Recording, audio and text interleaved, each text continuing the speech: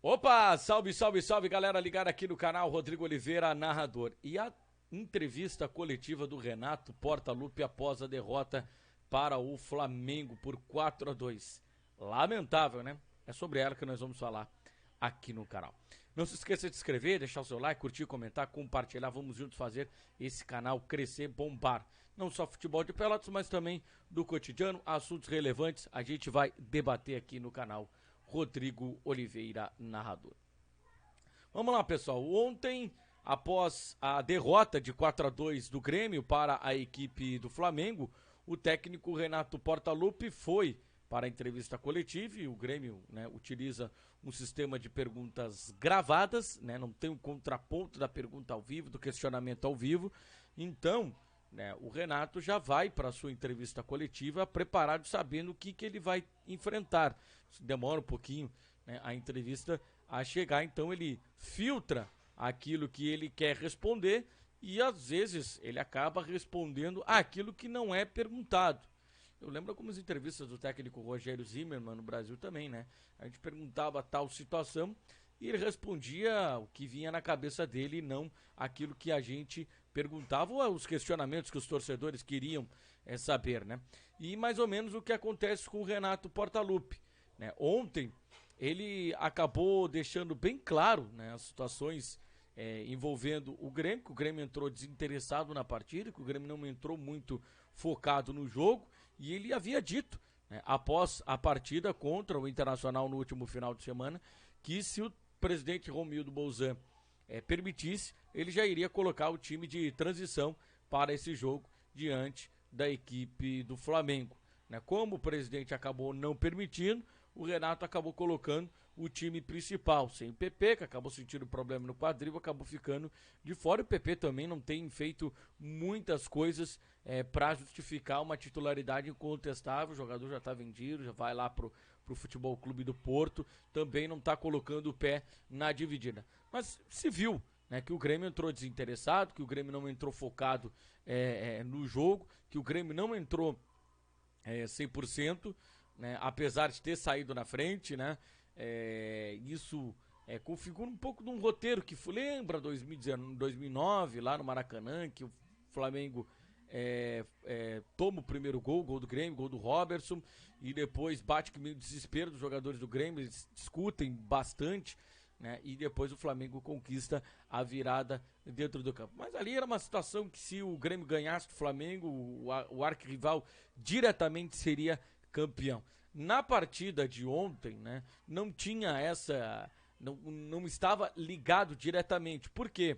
É porque ainda tem mais 6 rodadas. O Internacional segue dependendo apenas das suas forças para ser campeão do Campeonato Brasileiro. Mas a entrevista do Renato, ela foi muito perigosa em alguns pontos, como por exemplo, incitar a torcida contra profissionais da imprensa. Em alguns momentos ele usa: vocês ficam fazendo o trabalhinho de vocês, menosprezando uma classe que nos últimos anos ela está muito sofrida, né? A classe de jornalista, a classe de cronista, a classe de repórter, a classe de radialista, ela é uma classe tão honesta como a classe de treinador, Renato.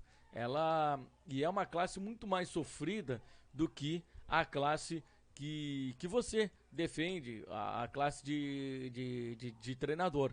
Então, é preciso, né, ter um pouco de cuidado quando você vai para uma entrevista coletiva e você ameaça que vai dar nomes de profissionais e que depois esses profissionais vão se entender com a torcida.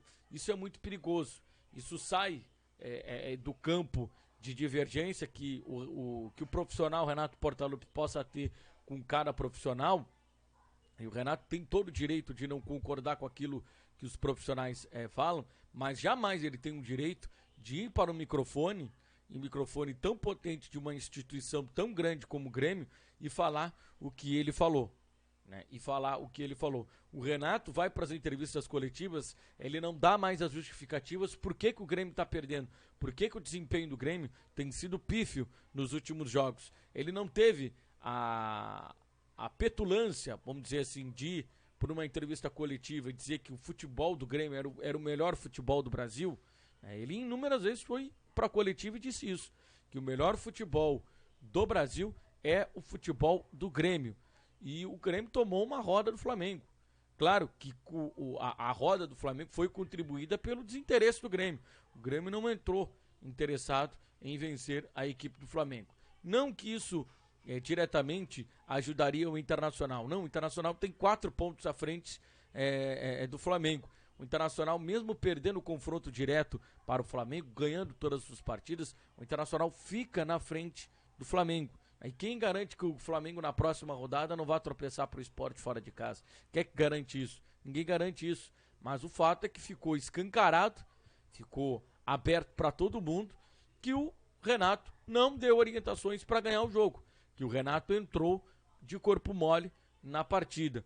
E mais uma vez ficou evidenciado no momento em que ele não dá justificativas porque o time dele não vem rendendo aquilo que se espera do Grêmio, aquilo que o próprio Renato até em alguns momentos conseguiu levantar a régua lá no alto, e ele acaba atacando os setores da imprensa, ele acaba atacando o adversário, enfim, a entrevista do Renato é mais uma vez